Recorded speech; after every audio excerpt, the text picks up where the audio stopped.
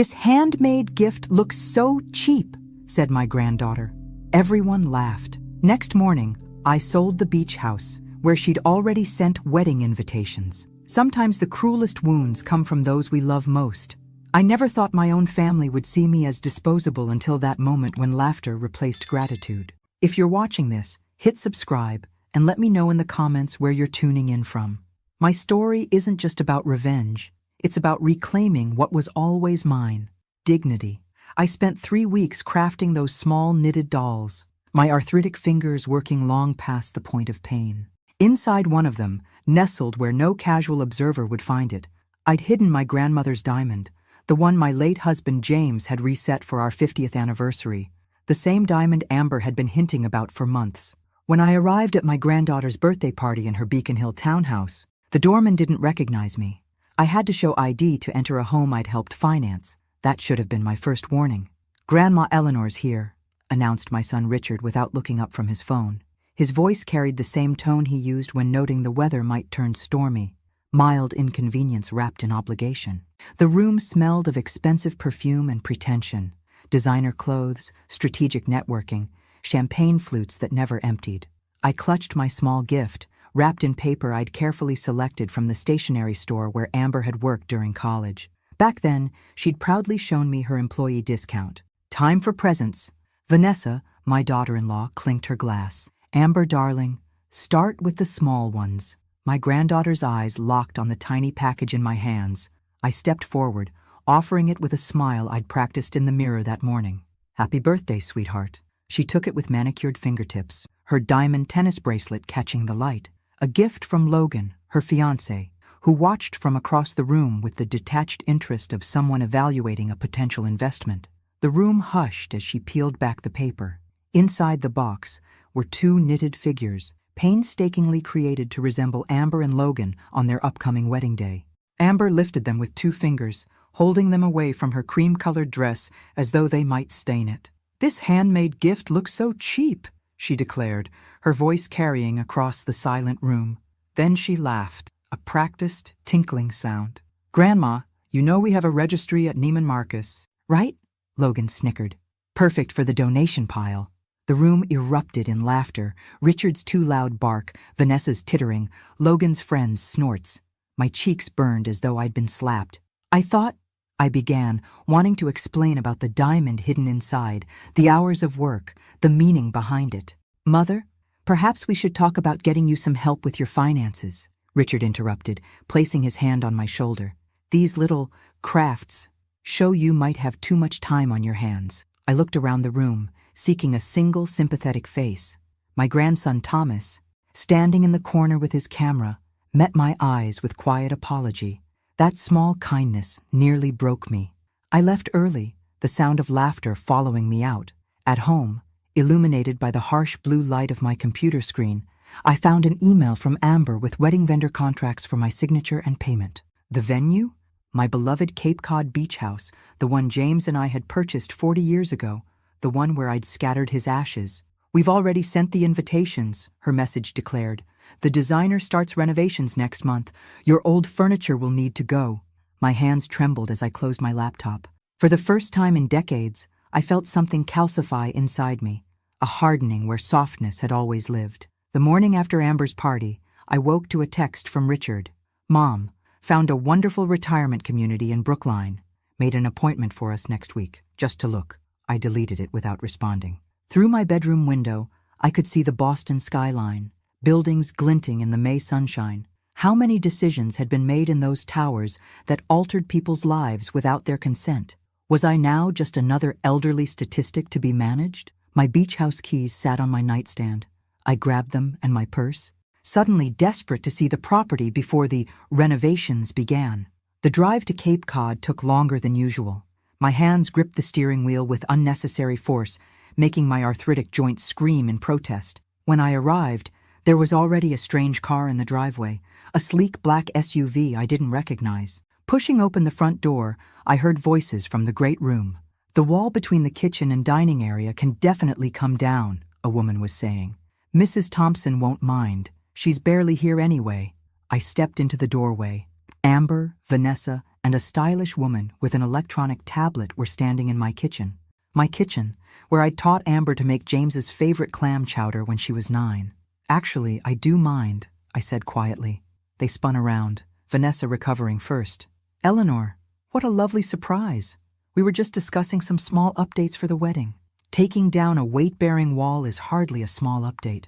I set my purse on the counter. "Who approved these changes?" Amber stepped forward, all honey and concern. "Grandma, we talked about this. Remember? Last Christmas? You said we could use the house and make it perfect for the ceremony." "I said you could use it. I never agreed to demolition." "It's not demolition, it's modernization," the designer interjected, as if I were a child who couldn't grasp basic concepts. "The property has wonderful bones, but the aesthetic is rather dated." I walked to the living room window, gazing out at the Atlantic. James and I had saved for 10 years to afford this view. The designer followed, flipping through images on her tablet. "We're thinking white everywhere. Walls, furniture, fixtures. Clean, minimal, Instagram ready." On the mantel, I noticed the photo of James and me on our 40th anniversary was missing. In its place sat a mood board labeled Hamptons Chic. "Where's my photograph?" I asked. Vanessa glanced around vaguely.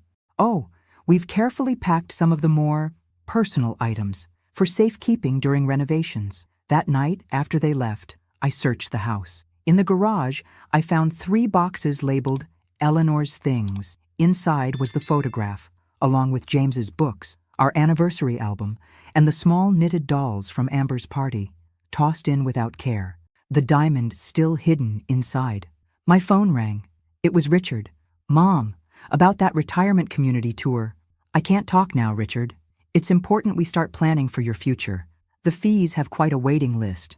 Vanessa and I were thinking, since the beach house will mostly be used for family events anyway, it might make sense to transfer it to a family trust, just for tax purposes, of course." His voice was smooth, rehearsed. I recognized the tone. He used it in court when leading a witness toward a predetermined conclusion. "I need to go," I said. As I hung up, I noticed a brochure on my kitchen table that hadn't been there that morning. "Seaside Retirement Living, where independence meets assistance." Someone had circled a floor plan in red marker with a note in Vanessa's handwriting. Perfect for Mom. They were already dividing my life into pieces, I realized, and I had been letting them. "Your blood pressure is concerning." "Eleanor," Dr. Matthews said, studying my chart through wire-rimmed glasses, "it's significantly elevated since your last visit. Any unusual stress lately?" I almost laughed. Where would I begin? With my granddaughter publicly humiliating me? My son plotting to control my assets? The strangers redecorating my home without permission? "Some family tension," I said instead. Dr. Matthews removed his stethoscope. "At your age, with your history, stress isn't just uncomfortable. It's dangerous. I've seen patients your age hospitalized after family conflicts triggered cardiac events." His words hung between us. I'd survived James's death, breast cancer in my 60s, and a lifetime of challenges. Would I let my family's betrayal be what finally took me down? "I'm adjusting my approach to certain relationships," I said carefully. Later that day, I met Judith, my oldest friend, for lunch at our favorite cafe in Back Bay. Unlike me, Judith had never remarried after losing her husband. "Men are like desserts," she'd once told me. "Wonderful treats, but not necessary for survival." She listened without interruption as I detailed the past month's events, her fork suspended midway to her mouth when I described the knitted dolls incident. "And the diamond?" she finally asked. "Still inside the doll as far as I know. They didn't even examine the gift closely enough to find it." Judith set down her utensils. "Eleanor, this isn't just disrespect. They're systematically maneuvering to control your assets. Richard mentioned a family trust. Of course he did. Once your properties are in a trust he controls, you'll be receiving an allowance from your own money." She leaned forward. "Has he asked for power of attorney yet?" I nodded. 3 times since Christmas. I've been putting him off. "Thank God for that, at least." She reached for my hand. "Eleanor, I've watched you give everything to that family. Your time, your money, your emotional energy. What exactly are you getting in return?" The question struck me like a physical blow. What was I getting? Certainly not respect, not consideration, not even basic gratitude. "They're my family," I said weakly. "No, they're people taking advantage of your gentle nature. There's a difference." On my way home, I stopped at a small neighborhood bank where James and I had kept a safe deposit box for decades. Inside were birth certificates, our marriage license, and James's collection of rare coins, things the family didn't know about. That evening, my grandson Thomas called. "Grandma, are you okay? You left the party so suddenly." His concern warmed something in me that had gone cold. "I'm fine, dear. Just tired. I heard Dad talking about the beach house. Are they really planning major renovations without asking you?" So Thomas had noticed. In a family of takers, he alone seemed troubled by their behavior. They seemed to have many plans I wasn't consulted on. There was a pause. "Grandma, I found something you should see. Dad left some papers in the printer at home. Financial statements. They don't look good." I gripped the phone tighter. "What kind of statements? Investment losses? Second mortgage notices? I think they may be counting on your assets to bail them out." As we talked, I pulled up my online banking. There had been 3 attempted logins from an unrecognized device in the past week. The pieces were falling into place. This wasn't just about a wedding venue or redecorating preferences. This was about desperation and opportunism disguised as family concern. That night, I couldn't sleep. I kept seeing Amber holding those knitted dolls between 2 fingers, her face twisted in disdain. The diamond inside might have paid for her entire wedding. Had she bothered to look deeper than the surface? Perhaps it was time I stopped looking deeper for redeeming qualities in them as well. The next morning, I called Marcus Cooper, an estate attorney James had introduced me to years ago. He agreed to meet me for coffee that afternoon, his voice betraying surprise at my urgency. "Bring any financial documents you can," he advised. "And Eleanor, come alone." The cafe was quiet, tucked away on a side street. Marcus had aged since I'd last seen him, more white in his beard, deeper lines around his eyes, but his handshake was still firm, his gaze direct. "James would be troubled by what's happening," he said after I'd explained the situation. "James expected better from his son," I replied. Marcus spread the documents Thomas had sent me across the table, studying them through reading glasses. "These investment losses are substantial, plus a second mortgage, credit card debt. Richard is underwater financially. And I'm the life raft." "Precisely." Marcus looked up. "Eleanor, I've seen this scenario play out dozens of times. It rarely ends well for the parent. What would you advise? Protect yourself. Immediately." He leaned forward. "Where are your assets currently?" I detailed my holdings: the Boston brownstone, the Cape Cod beach house, investment accounts, insurance policies. Marcus took notes, occasionally asking clarifying questions. "Who has access to these accounts?" "No one but me." "Keep it that way." He set down his pen. "And the properties?" "Both are in my name alone." James insisted on that. Marcus nodded approvingly. "Smart man. Now, about this wedding. It's in September. At my beach house, without my meaningful consent." He sat back, considering. "You have options, legal options, such as, it's your property, Eleanor. You could refuse to host the wedding." I imagined the family drama, the accusations, the potential health consequences Dr. Matthews had warned about. That would create significant conflict. "Yes," Marcus agreed. "But there are other approaches, more definitive ones." That single word, definitive, resonated. For months, I'd been reacting to their maneuvers, always on the defensive. Perhaps it was time for a more decisive response. "I'm listening," I said. Later that afternoon, I visited my bank and spoke with the manager about the attempted account access. She recommended additional security measures, which I implemented immediately. At home, I found a message from Amber about final approval for the wedding flowers, an $18,000 expense she expected me to cover. Next to it was a brochure for another retirement community, this one even further from Boston, with Vanessa's neat handwriting. "More affordable option?" My phone rang. It was Thomas. "Grandma, I think you should know. Dad's having dinner with your financial advisor tomorrow. He mentioned something about consolidating Mom's investments for better returns." I thanked him for the information, then called Marcus back. "I've made my decision," I told him. "I'd like to explore that definitive option we discussed. Are you certain? Once we begin this process?" "I'm certain." I gazed out my window at the Boston skyline.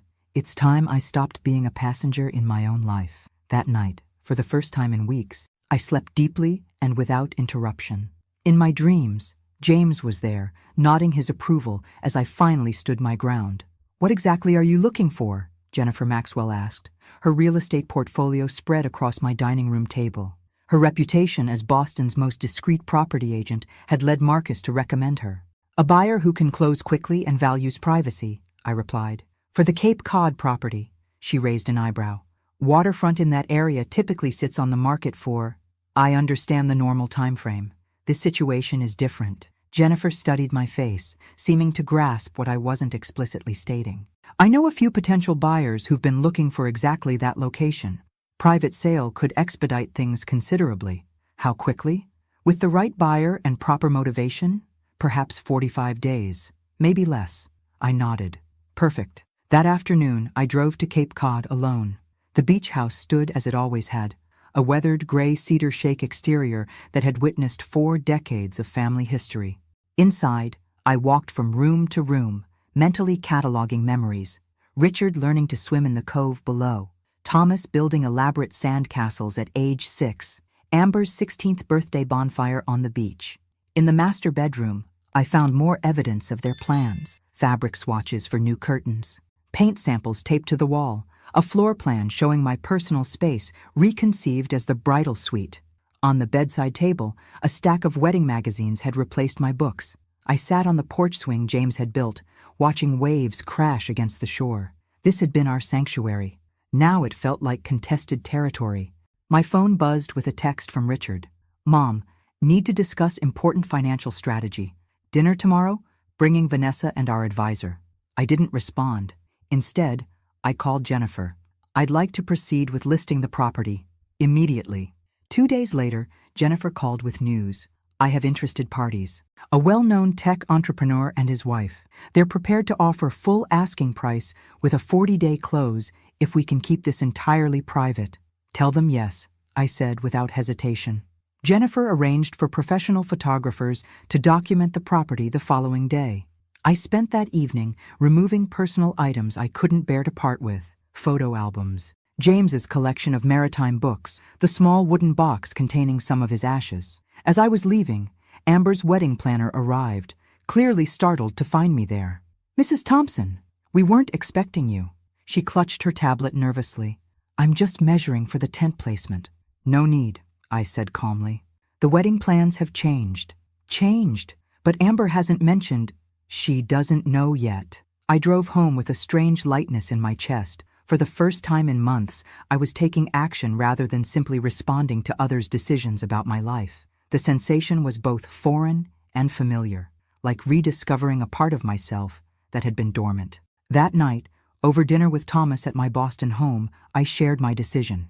You're selling the beach house? His fork paused midway to his mouth. Before the wedding? Yes. He set down his utensils. They're going to lose their minds. Probably, I agreed. But it's my property to sell. Thomas was quiet for a moment. You know what's strange, Grandma? I think I respect you more right now than I ever have, and I've always respected you.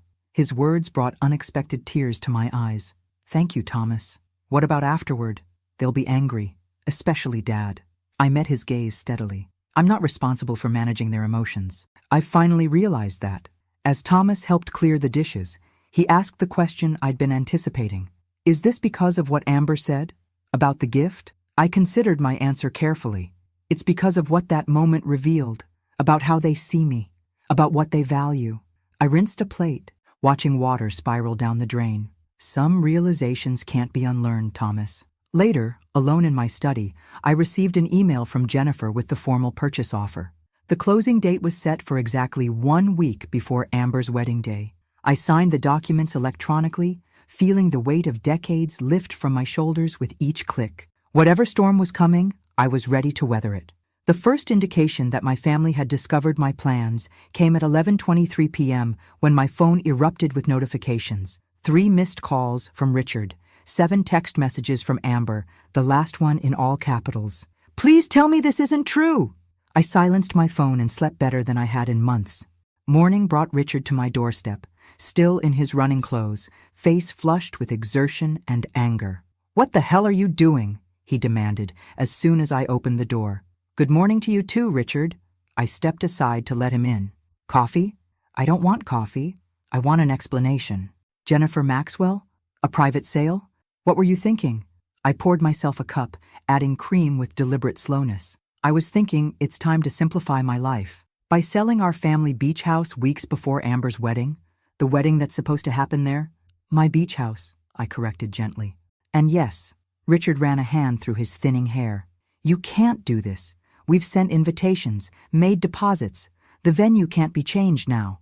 Then I suggest you start looking for alternatives. His face darkened. This is about the birthday party, isn't it? Amber's comment? She was just joking. Mother, you're overreacting. I sipped my coffee, studying my son over the rim of the cup. This man who looked so much like James physically had none of his integrity. This isn't about one comment, Richard. This is about a pattern of behavior, yours included. What are you talking about? The retirement community brochures, the financial strategy meetings you've arranged without me, the unauthorized attempts to access my accounts. His expression flickered. Those were for your benefit. You're getting older. I'm old, not incapable. I set down my cup. And I'm certainly not senile, though I imagine that narrative might serve your purposes. Richard's facade cracked. Mom, please, I'm in trouble. The Westridge development failed. Investors are threatening lawsuits. If I don't find capital, so this is about money. I felt strangely calm, not about concern for my welfare. It's both, he insisted, but his eyes couldn't meet mine. How much do you need? His answer, a number with too many zeros, confirmed my suspicions. This wasn't about helping me. This was about saving himself. The sale closes in 5 weeks, I told him. The proceeds will go into accounts you don't have access to. You do this to your own family? To Amber? To me? I walked to the window, looking out at the city I'd called home for nearly 8 decades. You've left me no choice, Richard. You've shown me exactly how much respect you have for my autonomy, my wishes, and my place in this family. That's not fair. I turned to face him. Isn't it? When was the last time any of you asked what I wanted instead of telling me what I needed? His silence was answer enough. That afternoon, Amber arrived, her eyes red-rimmed, still wearing yesterday's clothes. Logan is freaking out, she said without preamble. His parents are mortified. Do you have any idea how this makes us look? The old Eleanor would have comforted her, apologized, found a way to smooth things over. But that woman was gone, replaced by someone who finally recognized her own worth. About as bad as I looked when you mocked my gift in front of everyone, I replied calmly. Amber flinched. That was different. I was just being honest. So am I. The house is being sold. The wedding needs a new venue. But why? Why would you do this to me? I studied my granddaughter, beautiful, privileged, and utterly blind to anyone's reality but her own. I'm not doing anything to you, Amber. I'm doing something for myself. As she left, storming out with theatrical indignation, I felt no satisfaction, only a quiet certainty that I was finally standing in my own truth after decades of accommodation. That evening, I received an unexpected visitor. Logan, Amber's fiancé. Mrs. Thompson, he began awkwardly, I wanted to talk to you directly, without interference. I invited him in, curious about this unprecedented solo visit. I came to apologize, he said, surprising me, for laughing at your gift. It was disrespectful. I studied him, searching for the manipulation behind the apology. Why now? He looked down at his expensive shoes. Because I'm starting to see things differently. The way everyone's reacting to your decision. It's shown me a side of this family I hadn't noticed before. For the first time, I glimpsed something genuine in this young man. A recognition, perhaps, of the world he was marrying into.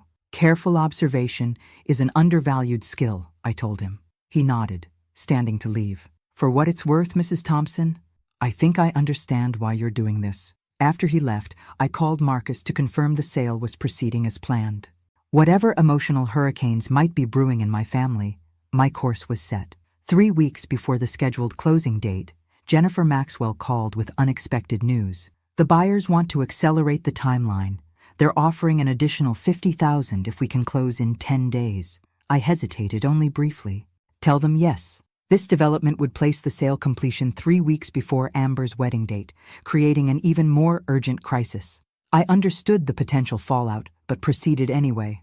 That evening, I invited Thomas to dinner at my Boston home, knowing I needed one ally in the family chaos that would surely follow. The sale is happening sooner, I told him over roast chicken, his favorite since childhood. Next week, he set down his fork. That's decisive. It feels right. I studied my grandson's face. You're the only one I've told. Why me?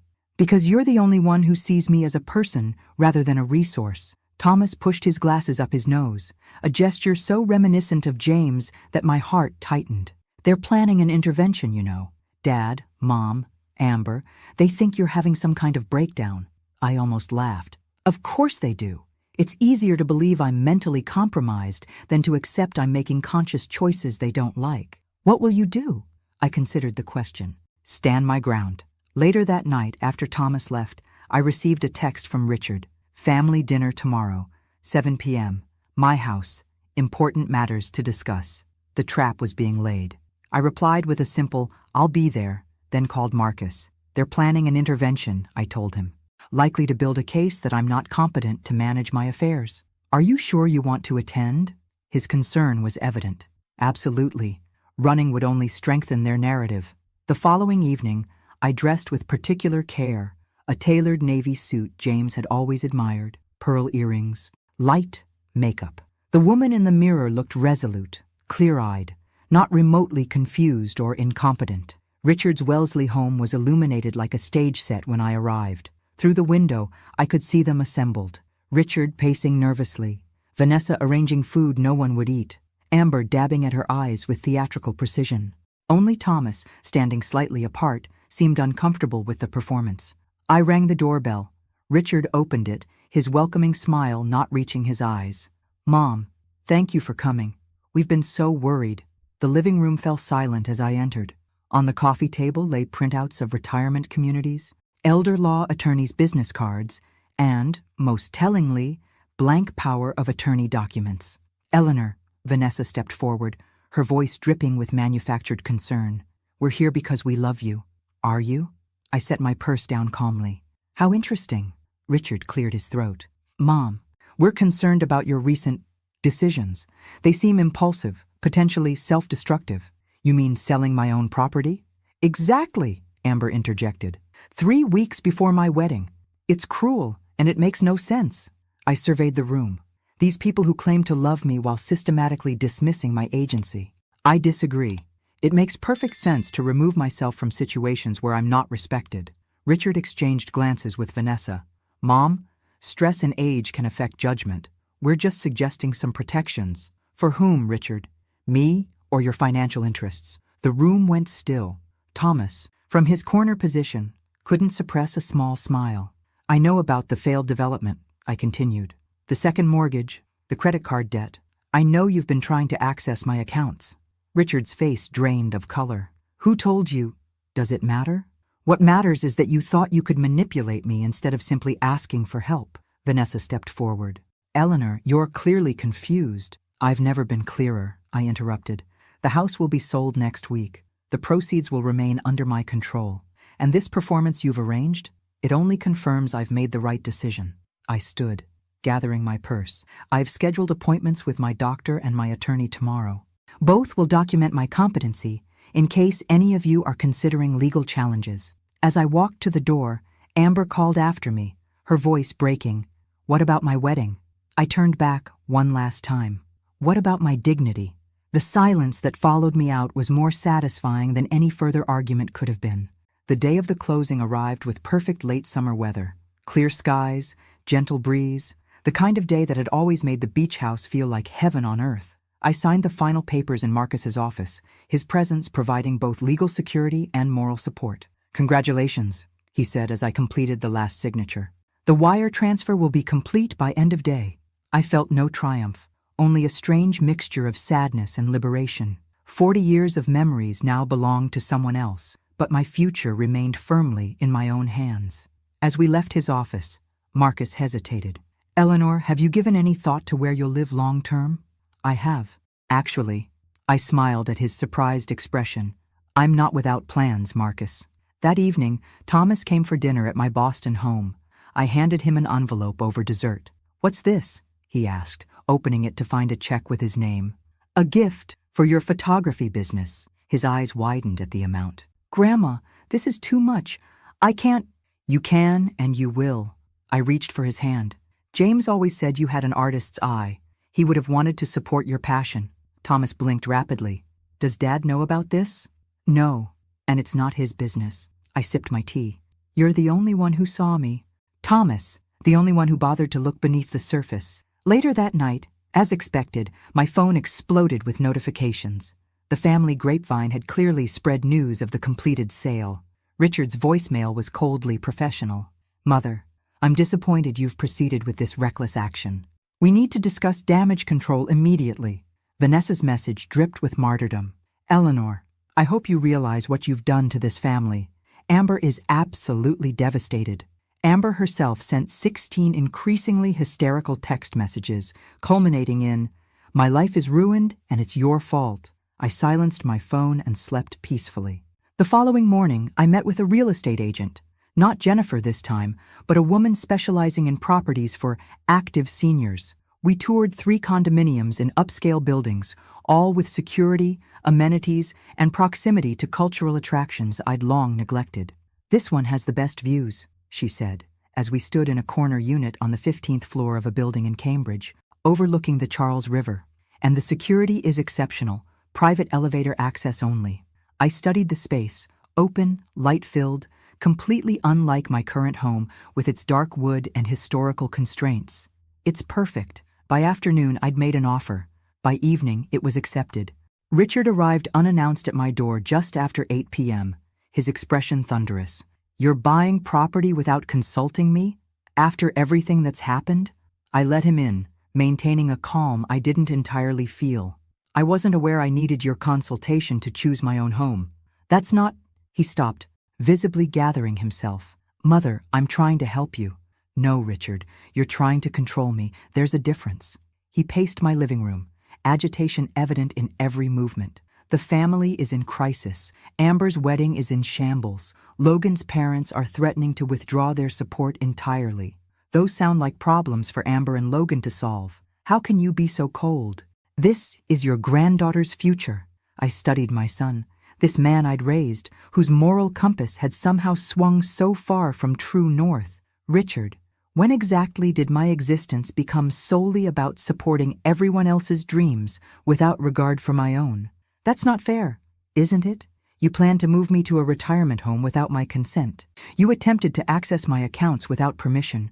You arranged an intervention based on fabricated concerns about my mental competence, all because I made decisions you didn't like." He had no answer for this. "The new property closes in 3 weeks," I told him. "I'll be downsizing considerably. You and Vanessa should come select any furniture or items you'd like before I arrange for estate sales. You're really going through with all this." It wasn't a question, but I answered anyway. "Yes, Richard, I really am." After he left, I stood at my window watching the city lights, feeling a strange mixture of grief and determination. I was losing my family, or perhaps more accurately, discovering they had never truly been mine to begin with. My phone chimed with a text from Thomas. "Just heard about Cambridge. Proud of you, Grandma. Need help packing?" At least one bridge remained intact among the burning ruins of my family relationships. It would have to be enough. Logan called off the engagement, Thomas told me over coffee at a small cafe near the Boston Common. September had arrived with unseasonable warmth, the park still green and vibrant around us. "I'm sorry to hear that," I said, and meant it. Despite everything, I hadn't wanted Amber to experience heartbreak. His parents got spooked by the family instability. That's what they called it. Thomas stirred his coffee absently. "Amber's devastated. Hasn't left her apartment in 3 days." I felt a twinge of guilt, quickly replaced by resolve. "This is unfortunate, but not entirely unpredictable. Dad's blaming you entirely." Of course he is." I watched a young couple pushing a stroller along the path outside. "It's easier than examining his own role in all this." Thomas hesitated. "Would you consider talking to Amber? Not to apologize, but just, I think she's really struggling." I considered his request. "I'll think about it." Later that day, I received a surprising call from Judith. "I ran into Amber at Bloomingdale's," she said without preamble. "She was returning wedding gifts. Eleanor, she looks terrible. Thomas mentioned she's taking the breakup hard. It's more than that. She looked broken, not just sad. When she saw me, she burst into tears right there in housewares. This image, my granddaughter crying among expensive tableware she'd no longer need, stirred something in me I'd thought permanently hardened. After ending the call, I sat for a long time in my study, looking at old photographs. Amber as a toddler, holding my hand at the beach. Amber at 10, proudly showing me her science fair ribbon. Amber at 16, rolling her eyes at something I'd said, but smiling despite herself. When had things changed? When had the affectionate child become the entitled adult who could publicly humiliate her grandmother without a second thought? And was I any better, using my power, financial and otherwise, to punish her in the most public way possible? These questions haunted me as I packed books into boxes, preparing for my move. The Cambridge condominium would be ready in 2 weeks. My Boston home had already attracted interest from several potential buyers, though I hadn't officially listed it yet. My phone rang again. It was Richard. "Mom, I know things have been difficult, but I'm asking you, professionally and personally, to call Amber. She's in a dangerous place emotionally. Is she getting help?" His hesitation spoke volumes. "She doesn't want to see a therapist. Says it would be admitting defeat. So like our family, appearance over actual healing. I'll reach out," I promised. That evening, I texted Amber, "Would you like to meet for coffee tomorrow?" Her response came instantly. "Why? So you can gloat?" "No, so I can listen." After a long pause, "Fine. Cafe Nero on Newbury, 2 p.m. I arrived early, selecting a quiet corner table. Amber appeared precisely at 2, dark sunglasses covering half her face despite the cloudy day. When she removed them, her red-rimmed eyes and pallid complexion confirmed Judith's assessment. "You look awful," I said, the words escaping before I could soften them. To my surprise, she laughed, a harsh, broken sound. "Thanks, Grandma. Always the straight shooter. I'm sorry, that was unkind, but accurate." She stirred her untouched coffee. "Logan's already dating someone else. Instagram official yesterday, 3 weeks after canceling our wedding." I winced. "I truly am sorry about that. Are you?" Her eyes met mine, challenging. "You sold the house where we were supposed to get married. You knew what would happen." "I knew there would be consequences," I acknowledged. "I didn't specifically predict this one." "Why did you do it? Was humiliating me really worth destroying your relationship with the entire family?" The question hung between us, demanding honesty rather than platitudes. "How did you feel when you opened my gift at your party?" I asked instead. She looked away. "I don't know what that has to—" "Please answer the question, Amber." She sighed. "Fine. I thought it looked homemade and cheap. I was embarrassed because everyone else had given me expensive things. And did you consider how I might feel when you said that publicly?" A flush spread across her pale cheeks. "Not really. Not until later. That's my answer then. I was tired of not being considered, of having my feelings, my preferences, my very autonomy treated as irrelevant to everyone else's plans." Amber's eyes filled with tears. "So you deliberately ruined my wedding to teach me a lesson?" "No. I sold my property because I finally recognized it had become more important to all of you than I was." I reached across the table, not quite touching her hand. "The house was a symbol, Amber. The real issue was that none of you saw me as a person anymore, just an asset to be managed, an obstacle to be navigated, or a resource to be exploited." She didn't respond, but for the first time, I sensed she was truly listening. "Did you know there was a diamond inside one of those knitted dolls?" I asked softly. "My grandmother's diamond from her engagement ring. I'd reset it for you." Her head snapped up. "What?" "If you'd looked beyond the surface, beyond what you immediately dismissed as cheap, you would have found something of genuine value." Tears spilled over. "I threw them away," she whispered. "The dolls. I threw them in the trash that night. The finality of it, the diamond lost forever, just like the relationships I'd once cherished, settled over us both. I think we've all thrown away things more valuable than we realized," I said finally. We parted without resolution, the air between us still heavy with hurt and missed connections. But something had shifted, a crack in the wall of mutual resentment that might, with time, allow light to filter through. My new Cambridge condominium felt like a fresh start. Floor-to-ceiling windows filled the space with light that my old brownstone had always lacked. Modern amenities replaced creaking stairs and temperamental plumbing. The building's security provided peace of mind I hadn't even realized I was missing. 2 weeks after moving in, I invited Thomas for dinner. He arrived with a bottle of wine and a small wrapped package. "Housewarming gift," he explained, handing me both. "Nothing expensive or fancy, just something I thought you'd appreciate." Inside the wrapping was a framed photograph he'd taken, the beach house at sunset, waves crashing against the rocks below, windows glowing with warm light from within. "It's beautiful," I said, genuinely moved. "When did you take this?" "Last summer." I always thought it captured something essential about the place. He glanced around my new home. "You seem lighter here, Grandma. Less burdened." "I feel lighter." I hung the photograph on a wall where morning light would illuminate it. It's strange how letting go of possessions can feel like gaining something rather than losing it. Over dinner, Thomas shared news. His photography business was gaining traction, with 2 gallery showings scheduled for winter. The investment I'd made was already bearing fruit. "Dad doesn't know yet," he admitted, "about the money or the career change. I'm waiting for the right moment." Sometimes the right moment never arrives, Thomas. Sometimes you have to create it. After he left, I sat alone in my new living room, watching city lights twinkle across the Charles River. My phone remained quiet. No frantic texts from Amber, no manipulative calls from Richard, no guilt-inducing messages from Vanessa. The silence felt both lonely and liberating. The following morning, I had my regular checkup with Dr. Matthews. "Your numbers are significantly improved," he noted, reviewing my chart. "Blood pressure down, stress markers reduced. Whatever changes you've made, they're working. I've simplified my life considerably. Sometimes that's the best medicine." He closed my file. "How are things with your family?" "Complicated. Distant, but truthful, finally." He nodded, understanding. "And how does that feel?" I considered the question. Like removing a splinter that's been festering for years, painful, but necessary for healing. Later that week, I received an unexpected visitor, Vanessa. She arrived unannounced, dressed in the impeccable style I'd always associated with her. But something about her demeanor seemed different, less certain, more vulnerable. "Your new place is lovely," she said after an awkward greeting. "Very you, thank you. Would you like some tea?"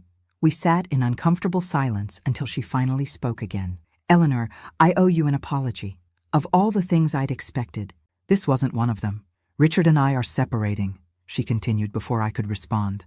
"The financial issues, the stress of everything, it's been building for years. I'm sorry to hear that." "Are you?" Her smile was sad, but knowing. "We haven't exactly been kind to you." "Family relationships are complex," I offered neutrally. Vanessa looked down at her perfectly manicured hands. "When you sold the beach house, it forced a lot of things into the open. Richard's financial problems, our marriage issues, Amber's relationship with Logan, which was apparently shakier than any of us realized. Sometimes a single action can reveal truth on multiple levels." "Yes," she met my eyes directly. "I want you to know that the retirement community brochures, the suggestions about power of attorney, those were primarily my initiatives. Richard went along with it, but I was the one pushing." This admission surprised me. "Why are you telling me this now?" "Because I've been doing a lot of thinking about the future. About aging, about my own mother, who I treat exactly the way I treated you." She blinked rapidly. "It's not a flattering realization." As she left, Vanessa paused at the door. "For what it's worth, Eleanor, I think you did the right thing. It just took me a while to see it." That evening I called Judith and shared the unexpected visit. "People can surprise you," she said. "Sometimes even pleasantly. It feels like the beginning of something, rather than the end." "Maybe it is," Judith suggested. "Not a restoration of what was, that's gone forever, but perhaps the foundation of something new, something more honest." Later, alone with my thoughts, I found myself reflecting on the knitted dolls and the diamond lost with them. Perhaps the same was true of family relationships. Sometimes what appeared broken beyond repair could be rebuilt in a different form, possibly stronger for having been broken and mended. The diamond was gone. The beach house belonged to someone else. The family I'd once known had fractured irreparably. But in their place, something else was emerging. Relationships based on truth rather than obligation, respect rather than manipulation, authenticity rather than appearance. It wasn't what I'd expected. But then, the most meaningful transformations rarely follow predictable paths. On a crisp October morning, I received an email from Richard, the first direct communication since our confrontation weeks earlier. The subject line read simply, "Coffee?" We met at a neutral location, a small cafe equidistant between our homes. Richard arrived punctually, dressed more casually than I was accustomed to seeing him. Jeans and a sweater instead of his usual tailored suit. "You look well, Mom," he said after ordering for both of us. "The new place must agree with you." It does. I studied my son's face, noting new lines of strain around his eyes. Vanessa mentioned you're separating. He nodded. It's been coming for a long time. The financial issues just accelerated the inevitable. I'm sorry. Are you? For your pain? Yes. For the end of a relationship that wasn't working? No. Richard smiled faintly. Always direct. Dad would be proud of how you've handled all this. The mention of James caught me off guard. I'd like to think so. Our coffee arrived, creating a natural pause in the conversation. Richard added cream to his cup with methodical precision. I've had to declare personal bankruptcy, he said finally. The Westridge development failure was worse than I initially admitted. More investors, bigger losses. I suspected as much. Yes, you always were observant. He met my gaze directly. I should have just asked for help instead of everything else. Yes, you should have. Would you have helped if I'd been honest from the beginning? I considered the question carefully. I would have listened. I might have helped, with conditions. But we'll never know now, will we? The weight of missed opportunities hung between us. Richard broke the silence first. I've taken a position with a small nonprofit legal center, fraction of my former salary, but surprisingly fulfilling. That's a significant change, necessary change. He sipped his coffee. I'm staying with Thomas temporarily. He's been remarkably supportive. He's a good man, better than either of us deserve. Richard smiled at this truth. Apparently he's been building a photography business on the side for years. He's quite talented. He is. I left it at that, not mentioning my financial support. Look, Mom. Richard set down his cup. I'm not here to ask for money or forgiveness or anything, really. I just wanted to acknowledge that I handled everything badly, catastrophically badly. Thank you for saying that. I don't expect things to go back to how they were. Too much has happened. He hesitated. But I'd like to start something new, if you're willing. I studied my son, this flawed, struggling man who had caused me so much pain, but who still, despite everything, remained my child. I'm willing to try, I said finally. With boundaries, of course. Relief softened his features. That's more than fair. As we prepared to leave, Richard asked about Amber. Have you spoken with her recently? Not since our coffee meetup last month. He nodded. She's been through a lot. The canceled wedding, Logan's very public new relationship, losing her job. It's been a perfect storm. Is she getting help? I asked again. Finally, yes. Thomas convinced her to see someone. It seems to be helping. Outside the cafe, fall leaves swirled around us in the brisk wind. As we prepared to part ways, Richard reached out awkwardly for a hug, something he hadn't done in years. I allowed it, feeling the unfamiliar contours of this new relationship we were tentatively building. I miss the beach house, he admitted quietly. Not for the property value or as a wedding venue, just the memories. I do too, I said. But memories don't require ownership to be preserved. Back at my condominium, I found myself pulling out old photo albums. Images of decades at the beach house filled page after page. Birthdays, Thanksgivings, ordinary weekends made extraordinary by simple togetherness. I selected several photographs from Richard's childhood, building sandcastles, learning to swim, flying kites on the beach. I had them professionally framed and sent to his new apartment with a simple note. The most valuable assets can't be sold or transferred. They live within us. That evening, I received a text from Amber. Found something I think belongs to you.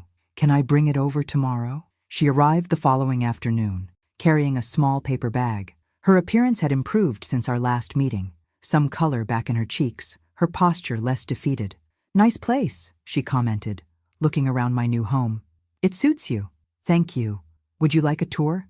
After showing her around, we settled in the living room, autumn sunlight streaming through the windows. I found these, Amber said, reaching into the bag and carefully withdrawing the knitted dolls I'd made for her birthday. They were in a box of things I'd set aside before. Everything happened. I took them gently, surprised by the emotion that welled up at seeing my handiwork again. I thought they were gone. I almost threw them away that night, she admitted. But something stopped me. She paused. You said there was a diamond? Yes, inside the female doll, in the heart area. With careful fingers, Amber examined the doll, finding the small, nearly invisible opening I'd created. She gasped softly as she extracted the diamond, a 1-carat stone that had been in our family for generations. It's beautiful, she whispered, All this time, sometimes value isn't immediately apparent, I said quietly. Sometimes you have to look deeper. Amber closed her hand around the diamond, tears filling her eyes. I don't deserve this. It was a gift. Gifts aren't about deserving. She placed the diamond and dolls on the coffee table between us. I can't take it, not after everything. But I needed you to know I found it, that I finally understood what you were trying to give me. As she prepared to leave, Amber hesitated by the door. I'm in therapy now. It's helping me see things differently. About myself, about you, about everything, really. I'm glad. I'm not ready to talk about it all yet, she continued. But maybe someday? I'll be here, I promised. After she left, I held the knitted dolls, faded now, slightly squashed from their time in storage, but intact. The diamond lay beside them, catching the light in prismatic bursts. Some gifts, once rejected, can never be offered again in the same way.